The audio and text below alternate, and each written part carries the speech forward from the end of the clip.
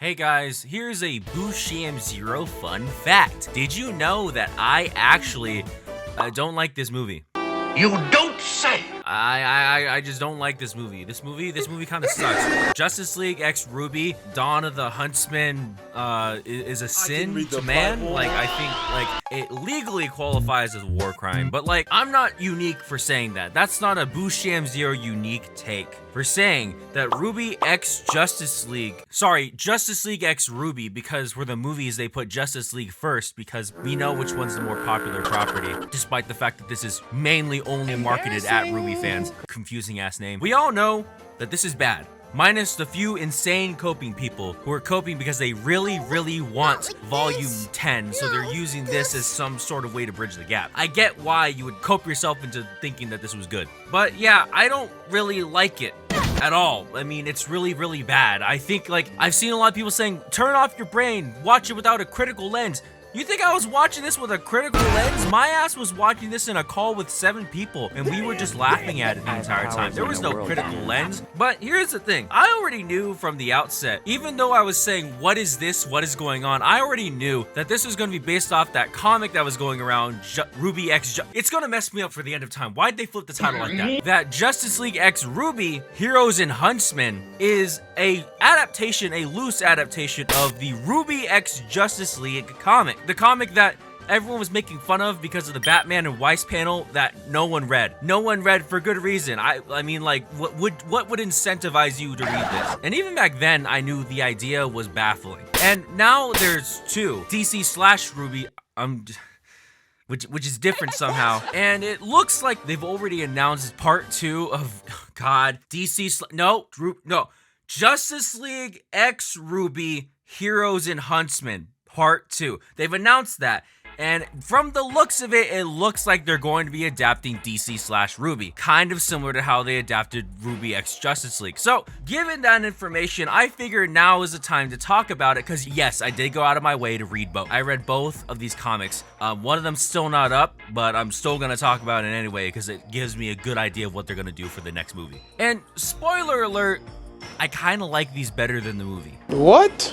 So, given what info we have, this might lead us into an idea of how bad or good the next movie might be. Hi guys, I'm Busham Zero, everybody's favorite RWBYtuber VTuber, back at it again with yet another RWBY video. However, because this is also a Justice League video, I wanted to make a video reviewing every single film in the DCEU. And yes, I did watch every single one, including The Flash. So make sure you like and subscribe, because that video is going to come out eventually, and I want to make more comic and cartoon focused videos aside from RWBY and DC related stuff. So if you want to see more of that, make sure you like and subscribe and comment down below what you thought of RWBY X Justice League and why it's actually the God's gift to Earth, so that I can block you. Also, if you want to see videos like this early, make sure you should probably click on the join button so you can see more of this early. Okay, anyway, let's get into the video. There are 2 comic runs in this crossover verse of RWBY and DC Comics, right? We have RWBY X Justice League, which started publishing from March 30th, 2021, right? And then we have DC/RWBY on February 28th of this year, 2023, and is currently, as of my time recording this, still publishing. In my personal opinion, RWBY X Justice League is the weaker of the 2, but we'll talk about it, right? Because there might be reasons as to why I think that. The basic story is not like how the movie does it, where it makes it like Sword Art Online. No, this one, the comic version, it pretends that the Justice League characters are already existing RWBY characters. Weird, but we'll run with it. We'll see how this works. So basically, we have Clark Kent over here. He's working on the Shaolong farm. Apparently, he was like used as a worker slave in the caves, which is weird because the way his power works, his semblance is the sun gives him energy to give him like all the Superman powers.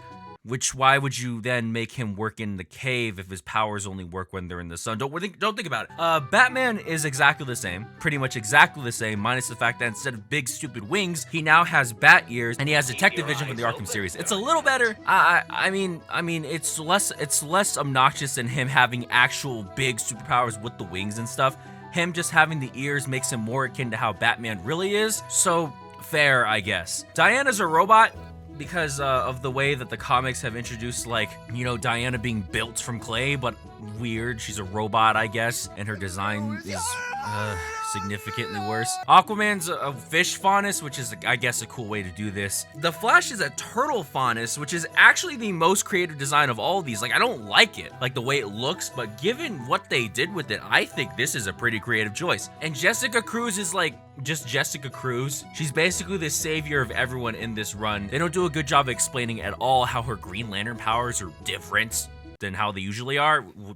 So it's basically the DC characters that they meet going on this journey with Team RWBY to find out who is mind controlling everybody. Because apparently there's a mind control virus going around, and we have characters like Team Juniper just jumping around the globe chasing them, and various other faunus and all these different kinds of things. It's pretty cool. They try their best to like integrate these Justice League characters into the RWBYverse. Like they introduced an entire town full of furries.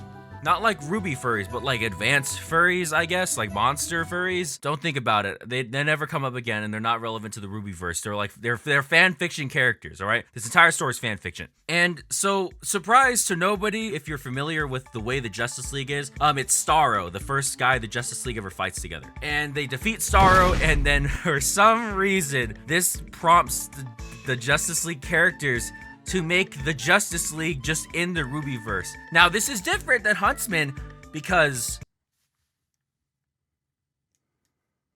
And they're fundamentally different from what Team RWBY does by saving people because... Look, I don't know. If you find a reason, let me know in the comments below, because I was reading this, and it was just really weird how they tried to justify this. Like, okay, bottom line is, this comic's kind of like a big ball of nothing, but at least it's not, like, annoying. It raises some weird questions in continuity and introducing all these weird concepts.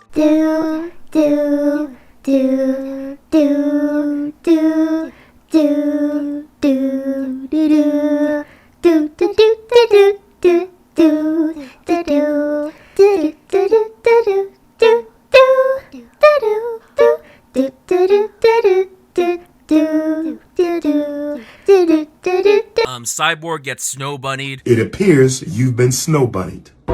Somebody sent me a picture because we have a snow bunny watch. By Weiss instead of because the Batman thing just wears off after the beginning of the story. We have a national black celebrity snow bunny watch. I think there's some shipping. Superman gets shipped with RWBY a lot, so it's kind of similar to what they ended up doing in Justice League X RWBY. But overall, it strays just enough for it to be its own different thing. And based on what the details you can see from here, it not being Starro, but instead a smaller Flash villain that they use in the movie, and the fact that they take small aspects of the characters, like they don't keep the fact that Flash is a faunus, which I thought was the coolest thing about the way they adapted his character. There's small enough changes, and this you'll keep this in mind. Keep this in mind for when we go to the end of the video and talk about the differences and what I think they'll adapt from DC RWBY. Overall, RWBY X Justice League is fine. I don't think it's very good. I think the art kind of looks whack at times, and I think overall the designs are kind of cringe. I mean, Superman looks exactly the same as he is in the movie. I don't know what's going on with Batman. I like the Flash. The Flash is funny. I think Goth Wonder Woman was a bit weird, and Cyborg, I just think this is a mess visually overall, and I think that's the comic's biggest problem, is that overall visually it's a mess, and I don't like looking at any of this, right? I mean, like, the overall stuff they do with the world, when trying to implement the Justice League characters into it is weird, but we'll just move on, right? We'll just move on. There's not much to talk about. DC / RWBY, which isn't confusing at all, is instead an isekai story. No, not a Sword Art Online trapped in a video game story, but a isekai story. Team RWBY is transported into the world of DC Comics, and because of their intervention, now they're infecting the world with RWBYisms. You know, things are being powered by dust now, like the Shini Dust Company. People are getting semblances, which are somehow different than metahumans. Grimm are running around attacking people. One of the only black guys is now named Flint's Cole, and his weapon is unnamed. You know, all chaos, wildness everywhere.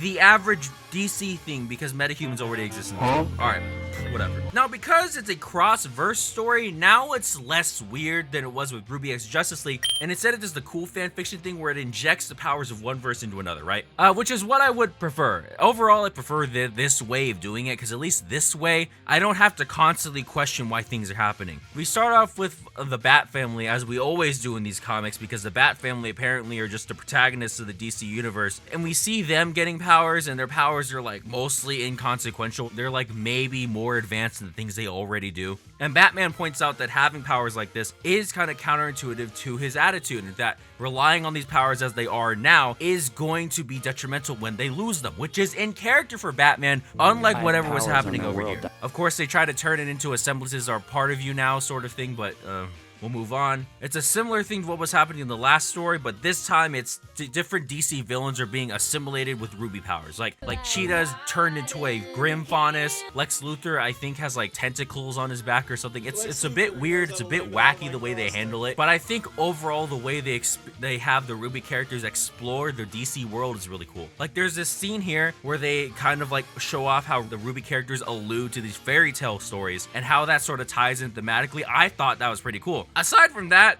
there's really not a lot to go off of. I think these designs, especially like whatever's going on with Yang's hair and Ruby's weird goggles, are a bit goofy. But I think overall these designs are marginally better than what we got in RWBY X Justice League. Salem is introduced in this comic. I think she's like corrupting the world too, as you would, even though like half of the characters in this verse could just sneeze her away. So like I think overall, based off what the story gave us, I think it's gonna be pretty interesting. I don't know what else to make of it. Now, given what I've seen here, and now knowing what I did from Justice League X RWBY, Heroes and Huntsman, and what that adapted from RWBY X Justice League, now we're gonna know what DC/RWBY is going to contribute to, oh my god, Justice League X RWBY, Heroes and Huntsman Part 2. That's such brand name confusion, it's making me lose my mind. We're gonna see what they basically take from each other, okay? So given the fact that this story, DC/RWBY, is basically the RWBY characters going in to the DC world, the DC world is slowly assimilating the parts of the RWBY verse into it. What I think is gonna happen is Team RWBY and Team Orange are going to go into the DC world, and their influence is going to cause everything that happened in the DC/RWBY verse, right? We're gonna see like, the machinery is being influenced by dust. It relies on dust and not electricity. The Grimm are invading. One of the only black guys in the verse is named Flint Cole, and his trumpet's unnamed. The difference is we're gonna see who influenced whatever the guy's name was in the first movie, who influenced him to control everybody in that virtual space, right? It's probably gonna be Watts, if we're being honest with ourselves, because I could not see who else it could be unless for some reason it's Lex Luthor and they're both just DC villains. But we'll just have to see. I'll laugh my ass off, honestly, if it's the Joker or something. That would make me lose my mind. Or Reverse Flash. Reverse Flash would be very funny. It was me, Barry. I made them draw Lola Bunny with fewer sexual features so that you wouldn't be horny. Like, I think overall, like, this story will be pretty cool. I think overall it's still gonna be ass, right? I think overall it's gonna be ass. The designs are still... I think, honestly, the design they gave Yang is better than what they gave her in the comic. That's kind of like a trend. I do think, though, seeing regular DC Comics characters in the weird RWBY design, like the RWBY shading and the RWBY, like, 3D designs is a bit cringe and weird. Oh my god! What's wrong with your face? I mean, I'm going off of just a still. Likely by the time this video comes out, there's more news, but honestly, right, this is going to be better than the first one because the DC/RWBY comic is better than RWBY X Justice League. But that's just saying that the bar was buried under the ground, right? I don't really care, right? Like, I don't really want this. The reason why I felt talking about this was necessary was, one, to figure out how good it was, but because I wanted to add something into this video, right, is that I recently saw a RWBY Volume 9 epilogue clip that they released at RTX. And this is the best written scene I've seen RWBY do. This is the best scene in RWBY. It's so good. The pacing's great.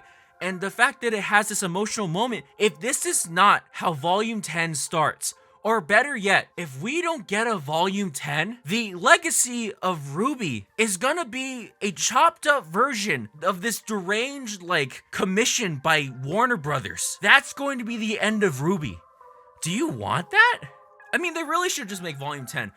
I am absolutely hoping that the deranged RWBY fans, the ones that are supporting this movie, if they eventually support it and it does work to some degree, that it influences a RWBY Volume 10. However, we should probably just campaign for RWBY Volume 10. Because, even though I think DC/RWBY is gonna be better than the adaptation of RWBY X Justice League, it's still gonna be ass. And I would rather have RWBY go up than its legacy to be ass fanfiction. Thank you guys for watching. I'm Boosham0, everyone's favorite RWBY tuber. I hate my life, and if you want to see me hate my life even more, make sure you like and subscribe, and tune into the streams, because I might be doing some streams talking about RWBY. Maybe you might see that. Once more, leave a comment down below what you think personally of the comics, if you have read them, and if I missed any details. Thank you guys for watching, and I'll see you next time. Goodbye.